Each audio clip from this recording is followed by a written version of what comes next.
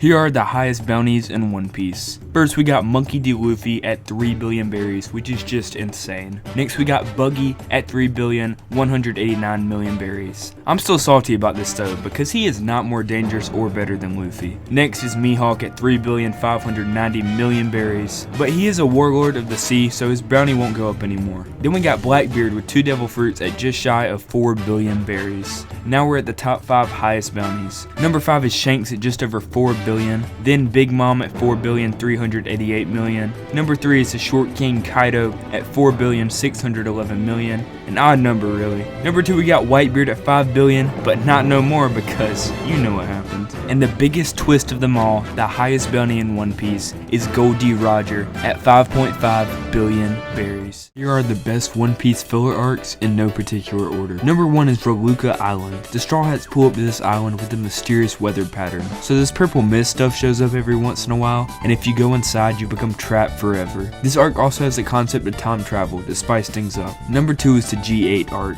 The Straw Hats find themselves in one of the most secure marine bases after falling from the sky. Now they are on a mission to escape this dreadful place, but the man in charge is a freaking genius. Number 3 is the Ocean's Dream arc. The Straw Hats lose their memory, and it's up to Robin to use her intelligence to bring the crew back together and help them regain their memories. Luffy and Zoro also fight in this arc. Lastly, we have the Gaiman arc. This is actually one of the earliest arcs in the show, so we meet this guy who is trapped in a treasure chest named Gaimon, and Luffy tries to help him find the hidden treasure on the island Gaimon has spent decades trying to find. And those are the most hated animes. First we have Sword Art Online. It's about a world where VR has gotten so advanced it has become just like the real world, with the players being able to feel, smell, and even taste things. One of the newest of those games is Sword Art Online, which when joined traps you in the game without a logout button. Now thousands of players are trapped with the only way out beating the very difficult game. The reason this show is hated is because of bad writing and pacing. Next we have School Days, which is a harem anime which follows a plot of this dude who has way too many hoes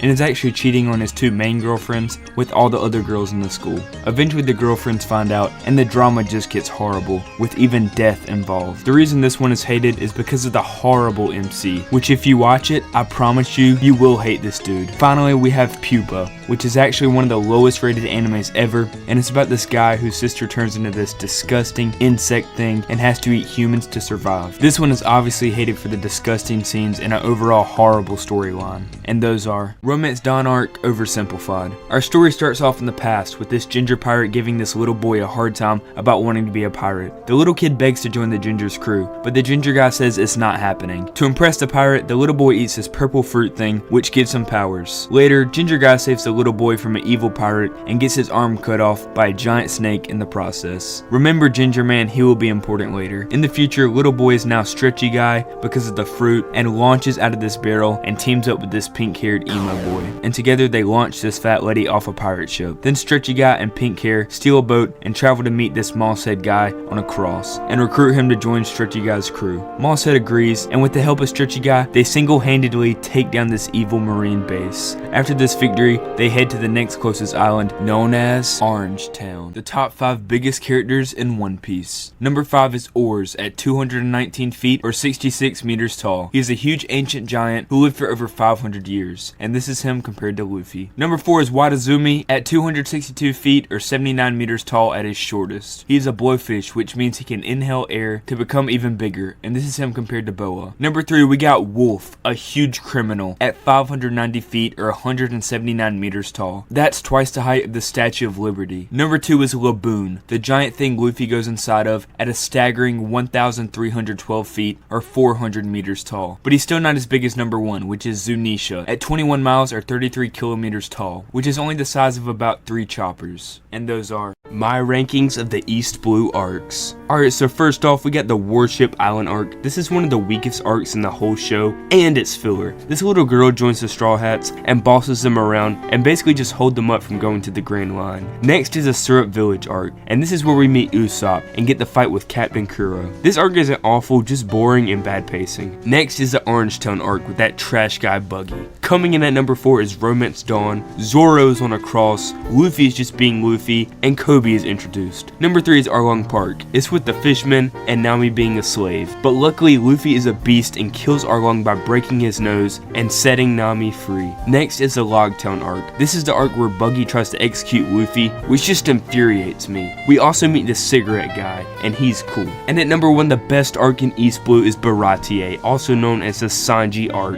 It's pretty good. We get the cooks cooking, and there's an awesome fight with Zoro and Mihawk. And here are the top 5 most OP devil fruits in One Piece. Number 5, we got the Uo Uo no Mi. This fruit grants the user the power to turn into an Eastern dragon at will. The user's skin can also not be hurt by regular attacks. Number 4, we got the Mero Mero no Mi. This fruit gives the user the power to turn anyone that has the slightest attraction towards them into stone. With this fruit, you also have the power to turn any inanimate object into stone as well. Number 3 is the Gura Gura no Mi. This devil fruit is known to be the strongest in the Paramecia class, and it also allows the user to create quakes that are strong enough to sink entire islands with ease. Number 2, we got the Hito Hito no Mi. This devil fruit is actually a mythical Zoan type, and it allows the user to fight with immense freedom. The user's capabilities are limited only by one's imagination, which is what makes this fruit truly dangerous. At number 1, the most powerful devil fruit in One Piece is Imu's devil fruit. Imu is the ruler of the One Piece world. When attacked by Sabo, Imu turned into a huge beast with a massive jaw, which casually eats Sabo's fire. While we don't know much, this fruit is definitely overpowered. The longest animes ever. At number 5 is One Piece. Let me remind you, this is the shortest one on the list at 1,075 episodes and counting. Number 4 is Pokemon at 1,148 episodes, the absolute classic of everyone's childhood. Number 3 is Doraemon. This anime is about a blue robotic cat and his adventures with these kids, coming in at 1,787 episodes. This is actually one of the most popular animes in Japan. Coming in at number 2 is Nintama Rantaro, started in 1993 with 2,245 episodes. It's about these ninja kids, so basically a better version of Naruto. And finally, at number 1, the longest anime in all of existence, as well as the longest piece of animation ever, Saze-san, at 7,701 episodes. It started in 1969 and is a slice of life about a mom and her kids as they go through their daily life. It's kind of like Japan's version of The Simpsons. And here are 5 of the shortest characters in One Piece. Number 5, we got Kazuki at 3.61 feet compared to Chopper at 2.95 feet. Number 4 is actually Chopper himself at 2.95 feet, but this is in his base form after all, because he can turn into a beast, which is taller than all the Straw Hats. Number 3, Toko at 2.92 feet. She is from the Wano arc, and she looks pretty creepy, always smiling, and never shows any other emotion besides happiness. Number 2, we got Choo Choo. He's this dog in Orangetown that guards the store and stands at 1.31 feet, and this is him compared to Chopper. At number 1, the smallest character in all of One Piece is Mancherry from Dressrosa at an insane 0.66 feet, or 20 centimeters tall, and this is her compared to Chopper. I would also like to give an honorable mention to Kaido because he is pretty short. Facts you didn't know about One Piece, part 1. Number 1, One Piece was only supposed to last for 5 years. Oda stated that he planned for the story to end in 2002, but he just kept putting it off and opted for creating a more fleshed out story with hundreds of unique characters and islands. Number 2, Zoro was originally going to be part of the Boogie Pirates, and he would act as Boogie's bodyguard. Thank God that didn't happen, and we didn't lose this beautiful man. Number 3, if you pay close attention to the One Piece manga and anime, you will see the first character Oda created, Panda Man, scattered throughout almost every volume in the manga and many episodes of the anime. The best Christmas anime to watch. Number 1 is Vinland Saga. First off, this anime has a lot of action and a really good message and storyline, but the reason I classify this as a Christmas anime is because of the snowy landscape the anime takes place in. That's about it. Number 2 is Relife, the final arc, episode 3.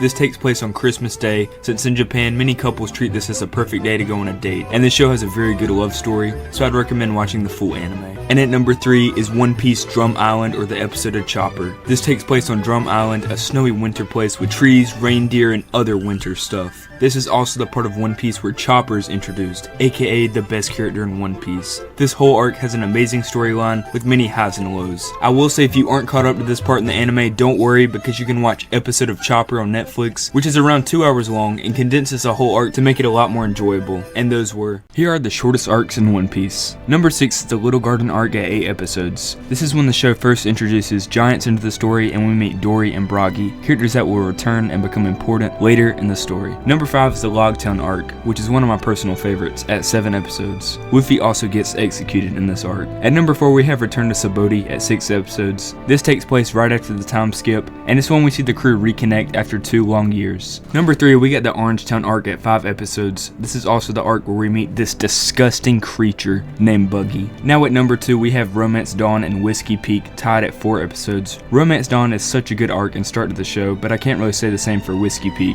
It's pretty lame. Then at number 1, the shortest arc in all of One Piece is the Reverse Mountain arc at 2 episodes, where we get to meet and go inside of Laboon. And those are, who is stronger, L or Light? It's an age-old question that isn't as simple as you think, but I have the answer thanks to Death Note Volume 13, How to Read. This book has the stats of almost every character in the story, showing their intelligence, creativity, initiative, and so on. But before we move on to the big dogs, let me point out a few interesting ones. Mello comes out to a 41 out of 50 with a 7 in intelligence and creativity, a 10 in initiative, 8 in emotional strength, and 9 in social skills. Surprisingly, Nier is below Mello with a 36 out of 50 and is severely knocked down by his social skills, but his intelligence is 2 points higher than Mello's, which is ultimately more important in the story. Now on to the big boys. Light's intelligence is 1 point higher than L's, their creativity and emotional strength are even, and L has a 1 point advantage in initiative, but where L pales in comparison is social skills, with a 1 out of 10 while Light has a 10 out of 10, which we see in full effect with how he can manipulate almost anyone. So the final scores are L with a 38 out of 50 and Light with a 47 out of 50. Now you know the answer to the longest running animes ever. Number 5 is Dragon Ball with that guy Giku, who is way too overpowered, and this anime has been running for 33 years. Number 4 is Sore Ike. It's about this Anpan, which is a Japanese sweet roll that has become a superhero to feed the hungry, which has been airing for 35 years. If it wasn't obvious, this is a kid's show, and it's actually the highest grossing character in Japan, with all his merchandise selling out other famous characters like Hello Kitty, and whatever this character is. Number 3 is Gundam, those really expensive Lego toys PewDiePie has, and it's also a very famous anime about these giant robots that fight each other, and it's been running for over 43 years. Number 2 is Doraemon, the famous blue cat, which is basically the Mickey Mouse of Japan, and this show has been on the air for 49 freaking years.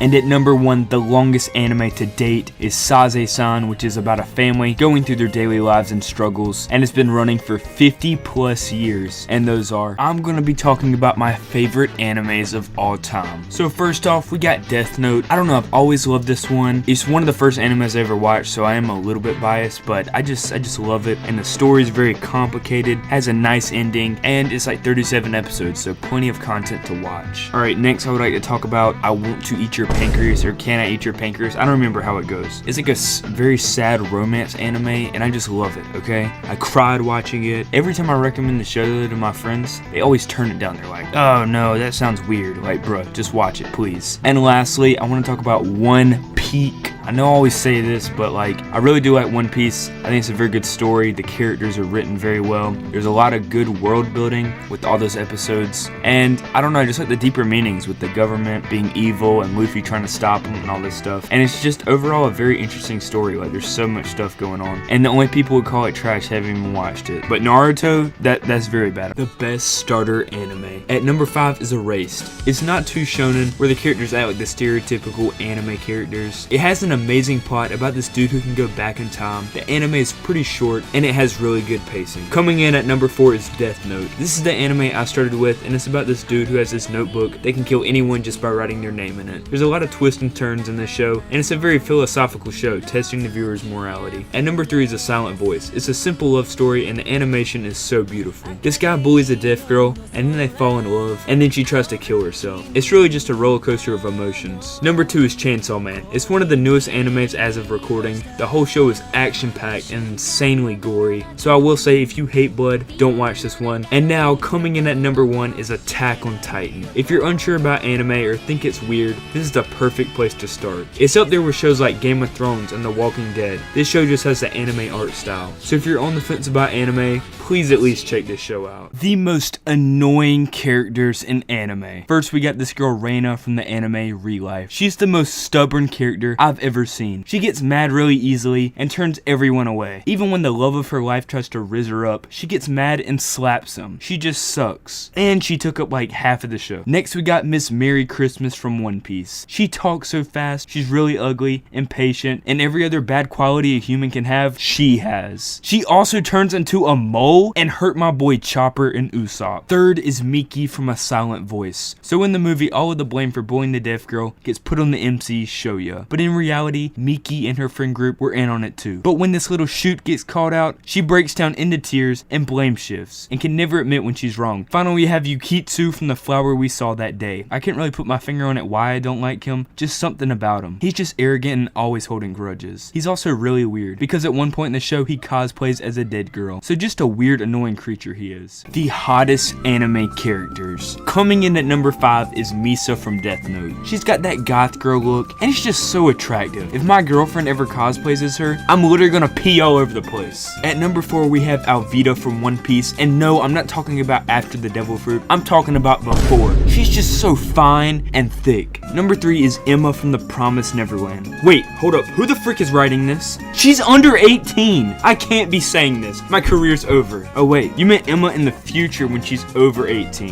Okay, that makes sense, yeah. Flying into second place is Chopper from One Piece. He's pretty bad, I'm not gonna lie. But you might be thinking, isn't he an animal? But relax guys, he ate the human fruit, so I'm all good. And who knows, is he a boy or a girl? Nobody knows. And finally at number 1, the hottest anime character is the Ghost Devil from Chainsaw Man. She's got the most beautiful hair, she's huge, and she has so many arms and legs, which really add to her looks. I'd marry her on the spot today. 10 out of 10. Hey guys, today we're talking about the One Piece live action comparisons. So first off, we got freaking Luffy right here, and then this is the live action one. Pretty faithful to the original. The only thing that kind of bugs me is the accent, which this guy can't help, okay? He can't help where he's born. Next, we got Alvida. You know, I'm thinking it's gonna be this like super huge fat lady, and then they give us this, okay? Like, kind of makes me mad. It just isn't like the Alvida I know. I want a freaking ugly fat lady. Next, we got Kobe.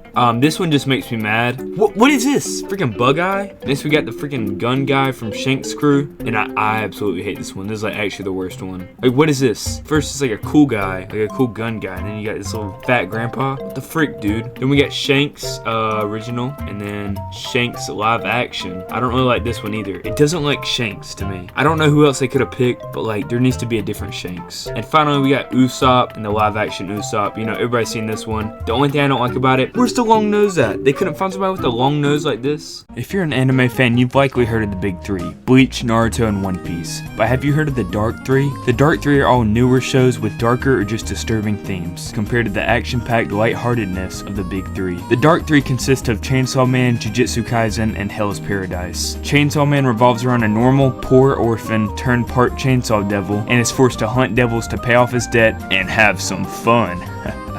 Jujutsu Kaisen follows a similar plot with this boy who is hunting down these fingers to eat and become more powerful and fight off all these evil devils. And finally, the plot of Hell's Paradise is this depressed emo killer dude who is sent to this island with a bunch of other criminals and is forced to compete in a death game, and the prize promises freedom and a pardon from all the crimes the winner committed. I suggest checking out all of these animes if you want something good to watch for this spooky season, and that's why